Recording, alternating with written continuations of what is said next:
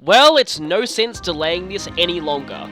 We've just recruited Lucina and she has just told us that there are more children from the future who've travelled back in time. And that means it's the perfect time to explain one of the biggest and most extensive mechanics in this game, and that is the children and inheritance system. Now believe me, I've been wanting to make this video for a very long time, since I first started this series. In fact, the very reason I decided to even do these bonus videos is because I wanted to eventually cover the subject of exactly how inheritance works. And the system is very, very involved and intricate. It's one of the most customizable things about this game, and it really means that no two playthroughs of this game need ever be the same. Now, those of you who are veterans of the series will know the inheritance and children system as originating in Fire Emblem 4, Genealogy of the Holy War. However, in that game, inheritance was very simple for the most part, and it was also, well, a lot less controllable than it is here. It was also required, as opposed to being optional like it is in this game. Now, don't let the fact that it's optional here fool you. The children characters are easily the most powerful characters in the game, and you would have to be a total idiot not to recruit them. So here I'm going to explain exactly how inheritance works. Now, a warning going into this video is going to get a bit technical and there will be some maths in this video. I will do all the complicated calculations for you, so don't worry. I'll just explain how these things work. You don't actually need to do the calculations yourself most of the time, because there is some very helpful online resources out there. Serenesforest.net actually has a full list of every possible set of growths and cap modifiers and set of classes for all of the possible children, so you can just go there for your chosen pairings and work out exactly what they do. Here though, I want to explain how the system works, just to give you an idea of just the internal mechanics of inheritance. So let's get started. The first thing about inheritance is obviously you need to have an S rank support between two characters. Now, just like in Fire Emblem 4, children are tied directly to the mothers. Every female character in the first generation has one child associated with them. This child will gain the benefits from whoever you marry that female character to. Apart from that though, there are two other cases of this. Chrom always has Lucina, and he's the one character in the game who you are forced to marry to someone. And in fact, Lucina is the only child character that you actually have to recruit. Everyone else is optional. Now, assuming that Chrom didn't marry the generic village maiden, Chrom will also have one other child who depends on the mother. The other exception is the Avatar. The Avatar, whether they're male or female, always has one particular child. And that child is very, very special, and I'll actually talk about them in more detail in their own video, because the Avatar's child is easily the most varied and customizable character in the game, because they can potentially be the descendant of anyone, and I do mean anyone. So, that's a heck of a lot of options. Now, the second generation officially begins after Chapter 13, when Lucina is automatically recruited. From that point on, every S support unlocks a paralogue. In that paralogue chapter, you'll recruit that couple's child. Now, unlike in Fire Emblem 4, where there was a strict deadline for marriages, in this game, you don't need to worry about that except for Chrom. Apart from Chrom, it doesn't matter when the females get married, you will always be able to do their paralogue, because the paralogues are independent of the main story and just unlock themselves automatically when the S support is initiated. So, it doesn't matter when you do the supports, but I'd recommend doing the S supports as soon as possible, because you kind of want to get the children as soon as possible because they're amazing. Although you should probably hold off until you get some good skills on both parents. Also, it is recommended that you train both of the parents before entering their child's paralogue. If you enter the paralogue and one of the parents is still like level 1 unpromoted and you never even train them at all, that could be problematic for stat inheritance. So it's recommended that you try and keep the parents evenly leveled throughout the game, because that way, well, you'll see in a moment. Speaking of which, it's finally time to actually cover the specifics of inheritance. Now, inheritance affects 5 things, speaking from a purely gameplay standpoint. Growth rates, base stats, stat cap modifiers, classes, and skills. It also affects the children's hair colour, but that's not really a gameplay thing. I'll be going over each of these 5 things in turn and going over exactly what they mean. So, let's get started, and as you probably could already tell by the image that I've been focusing on for the past 5 minutes, the couple that I'm going to use as the example here is Chrom and Sumia. Well, mainly because I wanted to give the couple some screen time because Mary Sue unfortunately murdered her in my main playthrough, but the other reason is that their child Lucina is the only child who every player will get no matter what, so Lucina was a perfect example to use to show off how inheritance works. So, let's get right to it. First up, growth rates.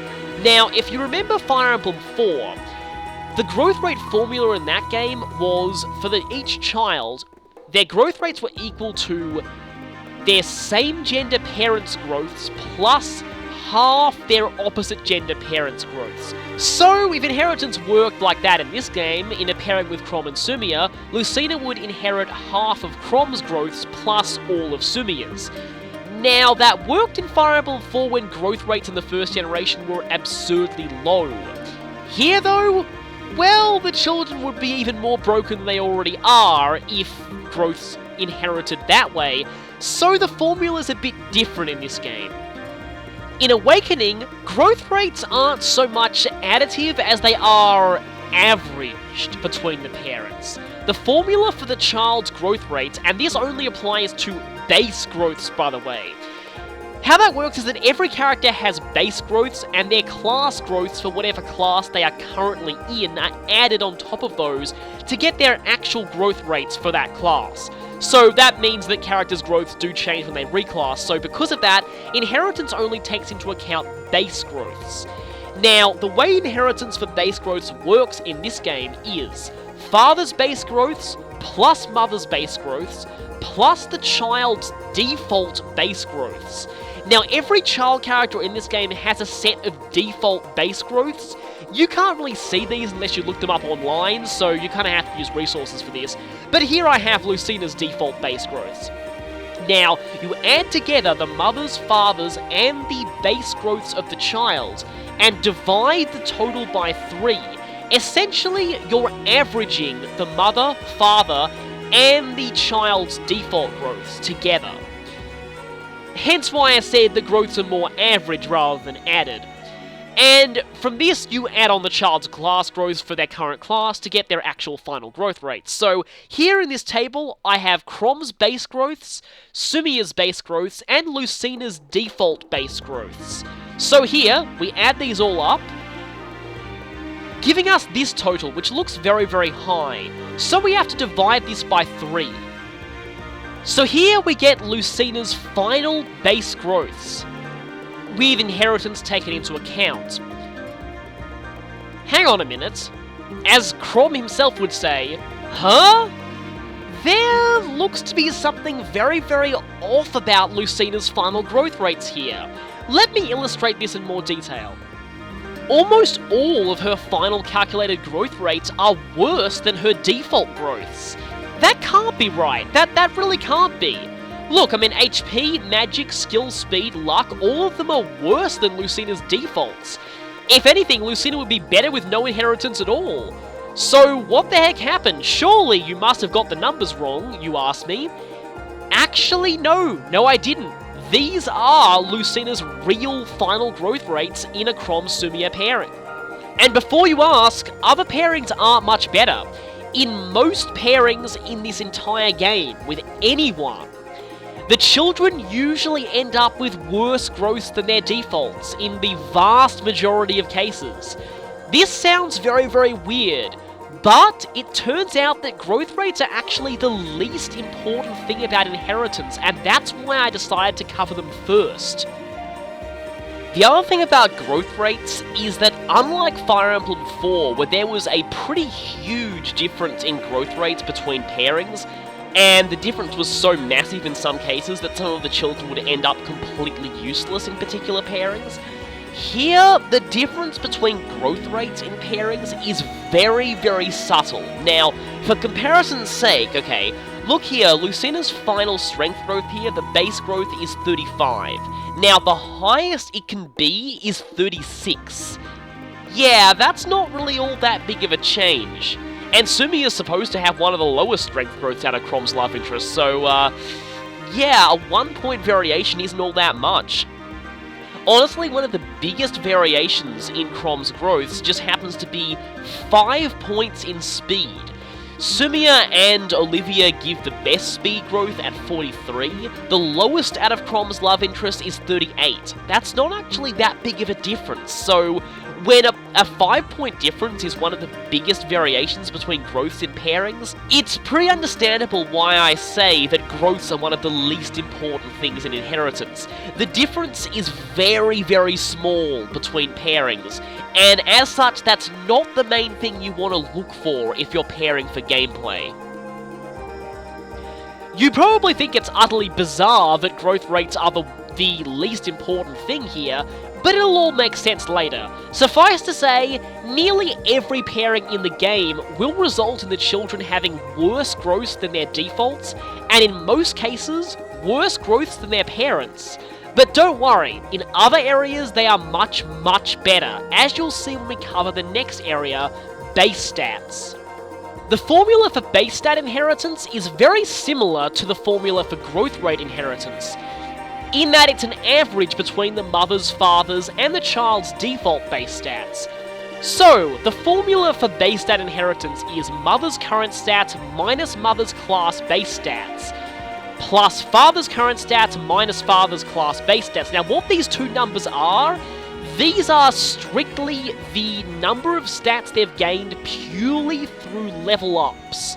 As in, ignoring their own class base stats, yeah, basically these are just the stats that they've gained through level ups.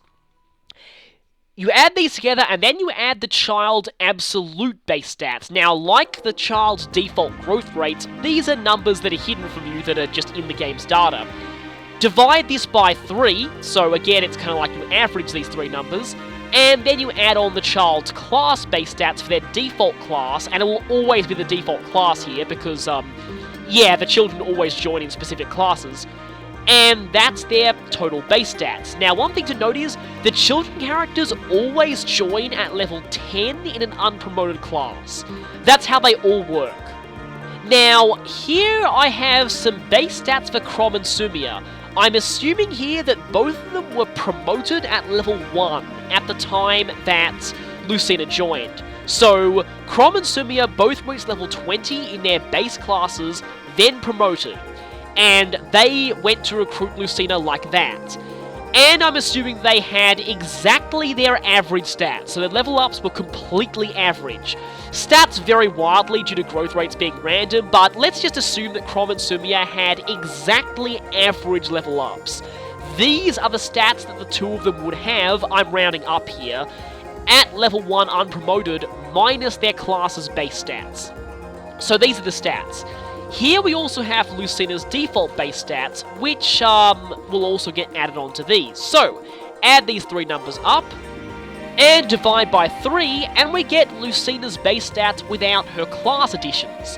Now, Lucina's starting class is Female Lord, and yes, Female Lord does in fact have different base stats to Male Lord, so let's add on those. And here we get a good look at just why I consider growths to be the least important factor in inheritance. Now, these starting stats for Lucina right here are for level 10 unpromoted. I think you'll agree those are some pretty ridiculous stats for a level 10 unpromoted character. I mean, those stats are the kind of stats that I'd expect on a level 20 unpromoted character, maybe even a level 1 promoted character even. They're very, very, very high. Especially having good stats in skill and speed without sacrificing on strength and defense. Those are some really good stats. Now again, this assumes that both parents were promoted and at level 1, but here you can see just how much the parent stats affect the children. if you've got both parents promoted by the time you recruit the child, the children generally end up with insane base stats for their starting level.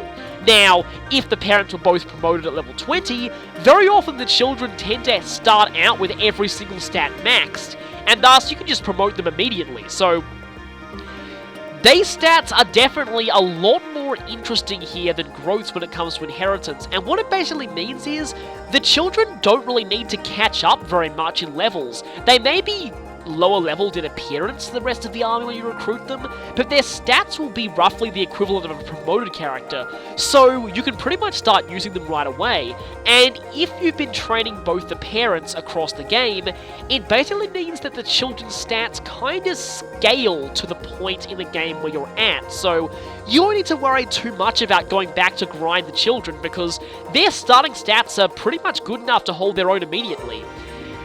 But there's one aspect of the inheritance system that's even more important than base stats, and that is cap modifiers. Fortunately, these are the most simple by far of all the inheritance. The inheritance for stat cap modifiers is very easy to explain. It simply goes father's caps plus mother's caps plus 1. That's basically it. So, we have here Crom's modifiers, Sumia's modifiers, we add them up, add 1 to all of them, and we get Lucina's modifiers. It's that simple. Despite being so simple though, this is easily the most important thing about pairings that I've shown so far. Mostly if you're planning on tackling the post-game. Because while the children's growths may be a little worse than their parents', their cap modifiers ensure that their final maxed out stats will always be better than their parents overall, and in some cases quite significantly better. Look at the skill and speed growths on Lucina in this pairing. Plus 5 to speed is pretty massive. And it's higher than the highest possible out of first generation characters. The highest possible modifier on a first generation character is plus 4, and even then only the Avatar and Spot Pass characters ever get that high. So yeah, if you are choosing pairings for gameplay, caps are one of the things you want to take into account, because when you're doing the post-game and the very high level DLC, it's pretty much assumed that all of your characters will be maxed out, so growths don't really matter, and neither do base stats really. It's the caps that really mean the most, and these things are the real difference in a lot of the post-game DLC, especially Apotheosis. So cap modifiers are definitely the thing you want to look for, and that's why these were the only things I showed in the videos when I was talking about Crom's different pairings.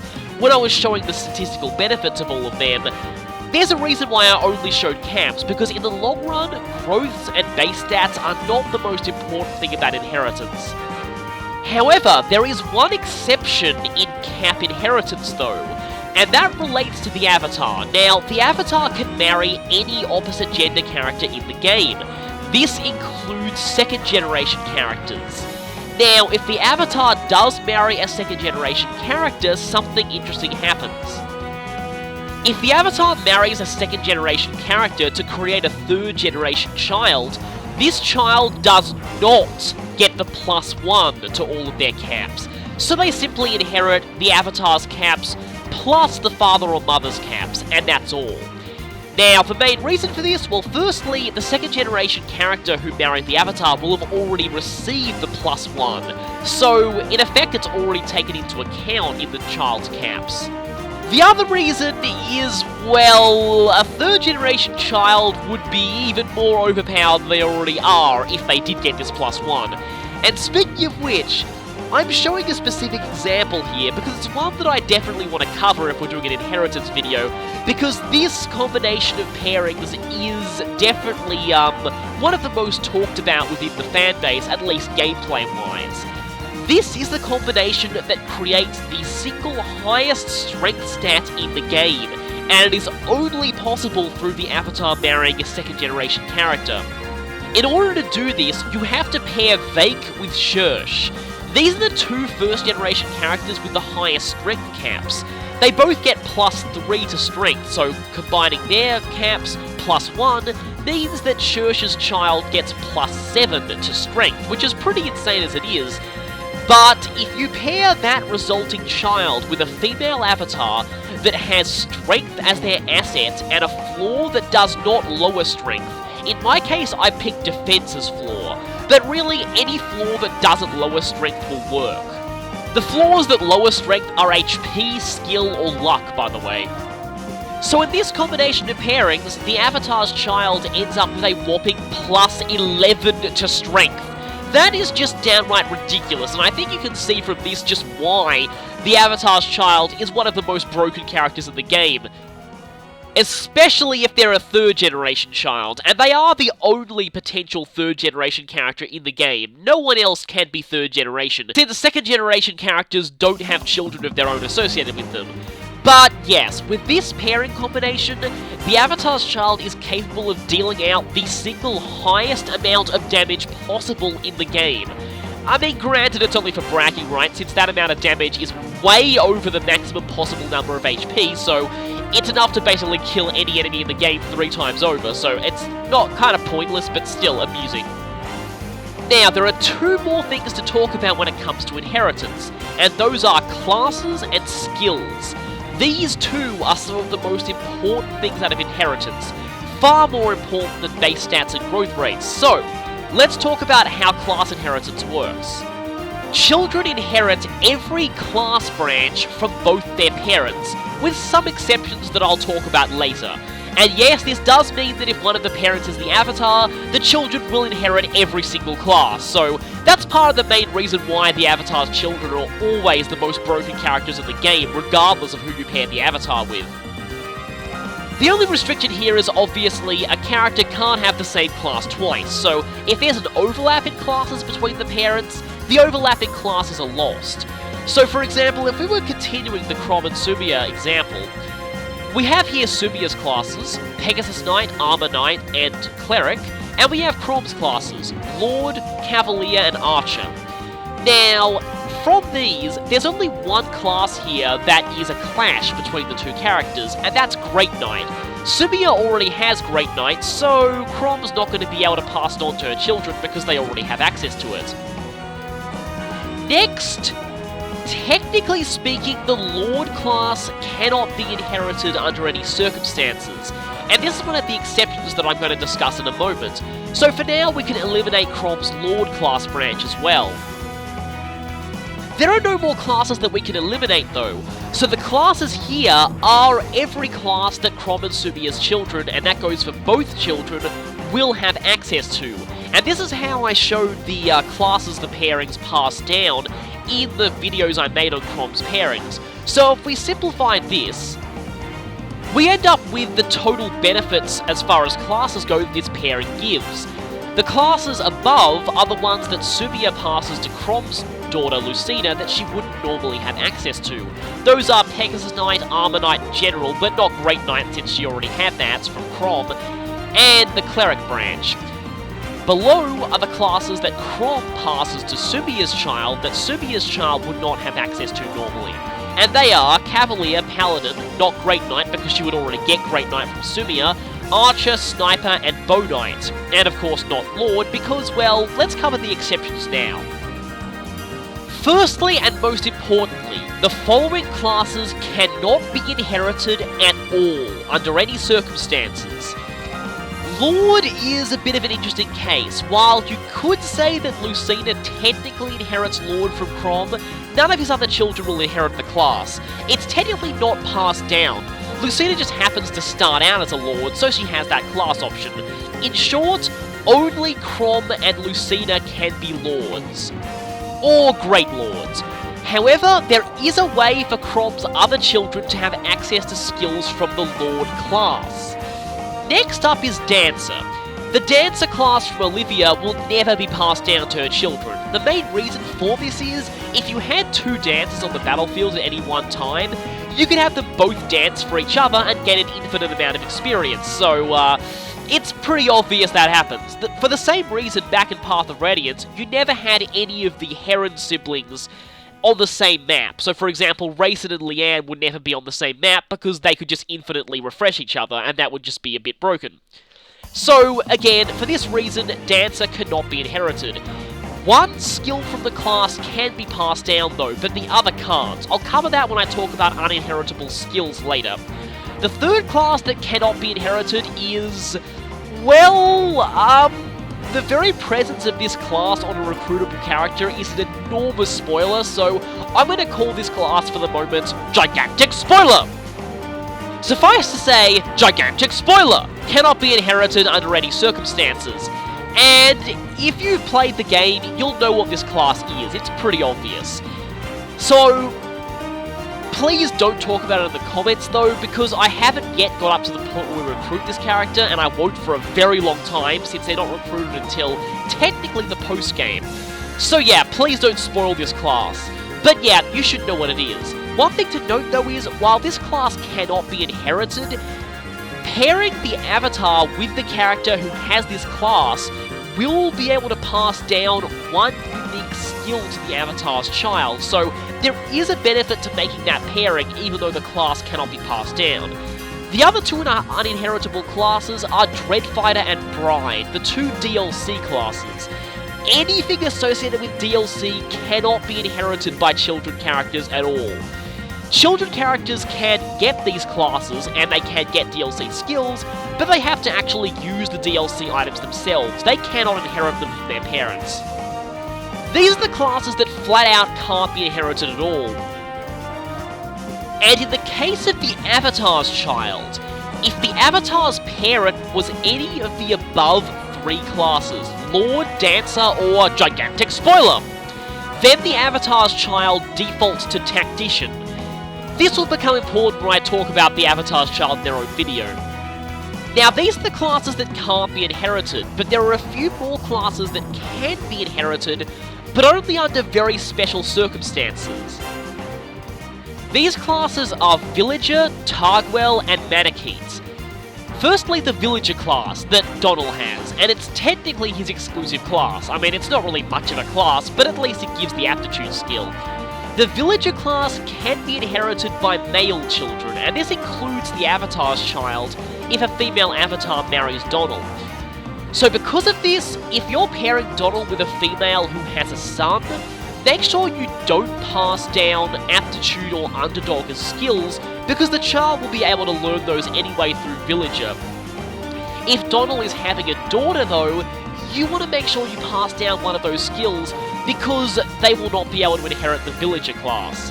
Next is Targwell and Manakete. These two classes can be inherited by the avatar's child if the avatar marries a Targwell or Manakete. And well, this is the main reason why those pairings are my favourite avatar pairings in the game, because they're the only way you can give the avatar's child classes they would not normally have access to. Because, you know, the avatar's child inherits every class in the game normally. The funny thing about this is, because there are male and female Targwell in this game, both the male and female versions of the avatar's child can inherit the Targwell class, but because there are no male Manaketes in this game, the Manakete class is effectively female exclusive, so yeah, only girls will be able to have Manakete, so no male Manaketes for you, sorry. You'll have to wait until Fire Emblem 14 to get a good male Manakete. I guess technically speaking, Targwell and Manakete are inherited by Pan and Noe's children as well, but since they already automatically start off in those classes, it's technically not really inheritance. It's basically the same thing that happens with Lucina's Lord class, they just have it by default. So these are the special classes, but there's a few other special circumstances when it comes to inheritance. I've mentioned several times before that some classes are exclusive to males and some are exclusive to females. Here's the full list. Now, if from the looks of this looks a little bit unfair, with females getting 5 exclusive classes and males only getting 4, technically speaking, Villager is a male exclusive class, so, they are sort of both even, but let's be honest here, the female exclusive classes are far, far better than the male exclusive ones, so there is a bit of an imbalance here. Female exclusive is, well, mainly the Pegasus Knight branch, which has the amazing Gale Force skill, but also the Troubadour and Valkyrie classes. Note that, technically, War Cleric is not female exclusive since males do have War Monk, so that's not an exclusive class. Likewise, in the male-exclusive class branches, where Fighter and Warrior are male-exclusive, females can still be heroes. But of course, Barbarian and Berserker are also male-exclusive. I'll talk about male and female exclusive skills later on, because that's definitely a very important part of inheritance. But regarding these classes, what happens if one of the parents has some classes exclusive to their gender, and they have a child of the opposite gender? In that case, the classes change into classes exclusive to the child's gender, and it's best to illustrate this with a full list of examples. The females are easiest to talk about because the ones who are going to be having sons are all completely fixed. So, Lissa, Muriel, Maribel, Olivia, Pan, and Shersh all have male children, and all of them, well, with the exception of one of them, have some female-exclusive classes that of course have to get changed for their children. So, for example, with Lissa, her Pegasus Knight branch turns into Myrmidon, and her Troubadour branch turns into Barbarian. Troubadour turning into Barbarian seems to be a fairly common thing, except for Shersh, who for some reason her Troubadour branch turns into Fighter. But overall, it's pretty easy to understand what this means. The mother's female-exclusive classes get turned into equivalent male-exclusive classes for their sons. The only bizarre one is Pan, and I've talked about this before in Pan's character bio. For some incredibly bizarre reason, the game treats her Wyvern Rider class branch as if it was gender exclusive for the purposes of inheritance, even though males can be Wyvern Riders. It really doesn't make much sense, and I have a very hard time understanding what happened here. It was either a programming error or a holdover from maybe Pan originally being a second generation character, because Barbarian turning into Wyvern Rider makes a lot more sense than the other way around. But even then, you have to remember with Pan that her Wyvern Rider branch is effectively treated as a gender-exclusive class when it comes to her son's inheritance, which means that unless the son's father has access to that branch, you will want to pass down Lancebreaker from the class branch down to him, because Lancebreaker is very useful for Tarkwell. There is no other way he'll be able to get it otherwise. Now we come to characters with male-exclusive class branches. Now, since these characters can freely pair with anyone, it's not set in stone whether or not they'll be having a son or a daughter. If any of these characters have a son, none of this page applies. The son will just inherit the male-exclusive classes as normal. But if these people are paired with a female character who has a female child, then their male-exclusive classes will get converted into equivalent female-exclusive classes. Now, this is particularly important in two cases, and those are the ones that I've highlighted. You'll see a lot of Barbarian turning into Troubadour, except for Vake where it turned into Mercenary, but the real important ones are Donnell and Gaius. Donnell's Villager branch turns into Pegasus Knight, and Gaius's Fighter branch also turns into Pegasus Knight. Now, seeing as the Pegasus Knight branch has access to the Gale Force skill, one of the most sought-after skills in the game when it comes to inheritance, Gaius and Donnell are very, very important as fathers in this game, since it means that they can give Gale Force access to daughters who wouldn't otherwise have access to the Pegasus Knight class branch. So, if you're pairing for gameplay, you probably want to pair these two with characters females who have daughters, but females who themselves do not have the Pegasus Knight class branch. The main ones are Noe and Tharia. I'm not sure why some of the other male characters don't turn their exclusive classes into Pegasus Knight, but yeah, anyway. Now, just because females can't inherit male exclusive classes and males can't inherit female exclusive classes, doesn't mean they completely miss out on all the skills given by those classes, because that's really the most important thing about class inheritance. The more classes a character has access to, the more skills they have access to. And that's the final part of inheritance that I want to talk about here, is how skill inheritance works. Just like in Fire Emblem 4, children inherit some skills from their parents. However, unlike in that game, children will only get one skill from the father and one skill from the mother. These skills are the skill that's in the last slot on the parent's skill list, and it's actually very easy to reorder skills, so it's actually quite easy to control what skills end up being inherited. So in this example here, say Sumia, well, let's say Chrom and Sumia were grinded pretty heavily before you recruited Lucina. Let's say Sumia had Gale Force as the skill in her last slot. That skill would be the one that Lucina got from her mother. She would start off with Gale Force. As for her father's inherited skill, in this example, Lucina would technically inherit Rightful King, because that's the last skill that Chrom has in his skill listings. However, there's a bit of a special thing with Chrom. Chrom's skill inheritance is unique among everyone, and he's the only character who does this. I mentioned it earlier on Chrom's character bio, but in case you didn't watch that video, Chrom's daughters always inherit Ether, and Chrom's sons always inherit Rightful King. Now, if that sounds sort of sexist to you, blame the localization. Rightful King was simply called Royal Weapon in the Japanese version, and didn't have any reference to gender at all. Makes sense seeing as Lucina can in fact learn the skill. The most notable thing about Chrom's inheritance though is, this takes precedence over what skills he actually has, meaning that Chrom's children will always inherit these particular skills, even if Chrom himself hasn't learned them yet. Time travel can be weird like that. Note though, this is only the case for Chrom.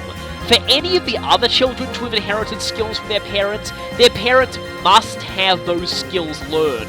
With Chrom though, it doesn't matter if he doesn't have Ether or Rightful King, his kids will always get one of those skills, so it's actually pretty cool that way.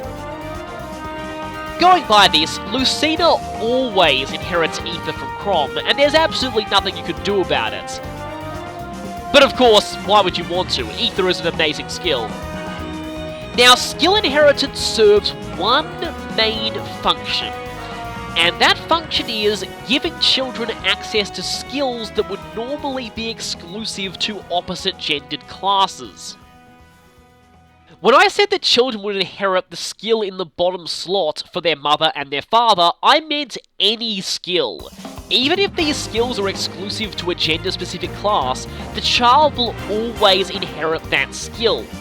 And this means it's possible to get females with male-exclusive skills and males with female-exclusive skills. Now, the second one is by far the most important because, let's be honest, the male-exclusive skills kinda suck in comparison to the female-exclusive ones. Really, the best male-exclusive skills are probably Wrath and, maybe Rally Strength. I mean, Counter's okay, but it's much better for enemies than it is for you, and all the others are pretty terrible. Well, except Axefair. Axefair's alright too, but of course it only makes sense if the female inherits classes that actually use axes. As far as female-exclusive skills go, there is a definite one that you really want, and that is Gale Force. Gale Force is the skill learned by the Dark Flyer class, a promotion of Pegasus Knight, at level 15. Gale Force makes it so that whenever you kill an enemy, you basically get to move again for that turn. It only activates once, but that's pretty much all you need, and it's not a percentage, it always activates. And this skill is pretty insanely useful for completing maps quickly, and is almost necessary in the later DLC. The only way males can get this skill is if they inherit it from their mother. Because of this, quite a few of the mothers already have access to this skill, and what you kind of want to do when you're doing inheritance like this is, you want to make sure you grind the mother in the Pegasus Knight class until she learns Gale Force and pass that skill down. Basically, if the mother can get Gale Force, that is the skill that you want to pass down to the son. If for some reason the mother can't get Gale Force, like in the case of Shursh maybe, the next best female exclusive skill, in my opinion, is Dual Support Plus from Valkyrie.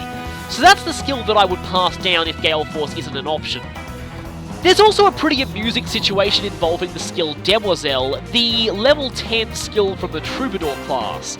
This skill was literally called Secluded Lady in the Japanese version, and it gives an accuracy and evasion boost to all male allies within a 3-space radius. Now, considering that gender-exclusive skills can be passed down, it is possible for male children to inherit this from their mothers. And yes, it still gives bonuses to nearby male allies. Think about that for a moment.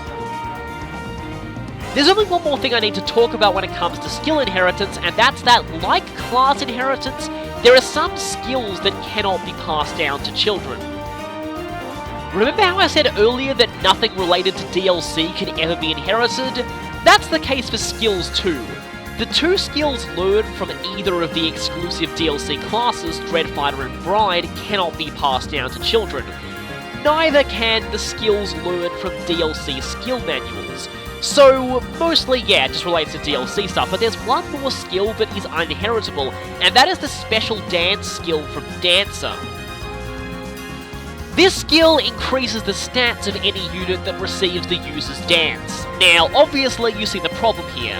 The Dancer class itself cannot be inherited by children, so if a child was to get this skill, it would do absolutely nothing and be a complete waste of a skill slot. Thankfully, the developers realized this and made it so the special dance skill can never be inherited, so you don't need to worry about that when you're dealing with Olivia's children. Now, one final thing is technically passed down in inheritance, but it doesn't relate to gameplay at all. I might as well show it here because I want this to be as complete a video as possible. Now, you might remember from Fire Emblem 4 that all of the children had fixed appearances regardless of who their fathers were, which was a little weird in most cases. In this game, that's not the case. The child characters that are fixed to the mothers inherit the hair colour of their fathers, and the avatar's child, if your avatar is male, gets their mother's hair colour.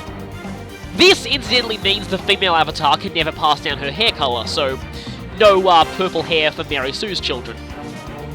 So for example, here's what Lissa's son will look like with every possible father. That's quite a wide variety of possible hair colours, which is pretty cool. Notably though, these hair colours also show up in the children's confession scenes with the avatar as well, so they really put a lot of effort in making sure the children look different for each possible pairing. And these are just the hair colours of the main fathers with fixed hair colours. If you take the avatar into equation as well, that adds even more possibilities. Just look at all these multicoloured hair colours that Lissa's son could possibly have. Yeah, that's a lot of them. Something to note about the children characters though, whenever you see them in official artwork, and that includes their lookalikes in the next Fire Emblem game, they're always shown with their mother's hair colours, probably to avoid making any pairing explicitly canon. The other thing regarding hair colours is, via them, it's very easy to tell who Lucina's siblings are, because they'll all have Chrom's very distinctive blue hair, so you pretty much can't miss them when you see them. Now there's one final thing I want to talk about, and I apologise if this video's gone on long enough, but I wanted this to be as extensive as possible. And that's how inheritance is actually controlled in this game. I said before that you had a lot more control over inheritance than you did in in Fire Emblem 4. That's because inheritance for a character is only set when you recruit them. That is a little hard to understand if I just say it in words, so I'm actually going to have to show a visual example here. So here I'm on the world map in the file I'm using for the playthrough, and I'm at Sumia's child's paralog. So, let's just go ahead and enter the paralog right now, and just skip through all the cutscenes, because we're going to see those later. Now, let's go ahead and view the map. Over here is Sumia's child. Now, looking at their skills, you'll see that they've inherited Discipline and Relief. That is because Sumia's last skill here is Relief, and Frederick, her daughter's father in this playthrough, his last active skill is Discipline. But what if I'm not happy with this? What if I want Sumia's child to inherit Luna instead? Well, it's actually not that hard to change this. All I need to do is exit the paralog and go back to the world map. Now, I need to go to Equip Skills and change things so that Frederick's Luna skill is at the bottom of his list. Then, I enter the paralog again. And again, I skip through the cutscenes. Now, we go over to Sumia's daughter here, and as you can see, she now has Luna. So, if you don't like the skill inheritance that one of the children has got, you can very easily change that just by exiting the paralogue and reordering skills. Skill inheritance for the children is not set in stone until you actually complete the paralogue. And also, if for example I didn't like these stats and I wanted to, say, get her stats a bit higher, I could easily exit this paralogue, level up Sumia and Frederick a bit more, come back in, and Sumia's daughter's stats would change. Once again, inheritance is only set in stone when you actually complete the child's paralogue. After the child is fully recruited into the army, that's it. You have no more chances to modify their skill inheritance, it's all 100% set. But until then, you can pretty much just exit the paralogue if you're not happy with them and then go back in after you've reordered skills. It's really an easy thing to do. And that's why I've said that skills, and well, inheritance in general, is a lot easier to control than it was in Fire Emblem 4, when you basically had no choice about recruiting the children, they all just came automatically. Of course, Lucina is the one exception. She'll always be recruited at the end of Chapter 13 no matter what, and that's why before you go into that chapter, you really want to make sure that her mother's skills are in order, because you will not be able to have another chance to change Lucina's skills around. So, there you have it. Now you hopefully all understand exactly how inheritance works in this game. Yeah, it's pretty complicated compared to its last appearance in the series, but it is definitely one of the main factors of this entire game, and I really like how they've refined the system. They don't have as dramatic an effect on the stats of the children unless you're thinking of the post-game, and because of that, I personally don't really believe in the idea of optimal pairings. You can pretty much complete the game just fine with anyone, and the children are always going to be stronger than the parents, basically. But for anyone wanting to know the particulars, I hope this video has been helpful. So, this is Big Clinky signing off for now, and we'll be getting back to the actual gameplay next time, so see you then.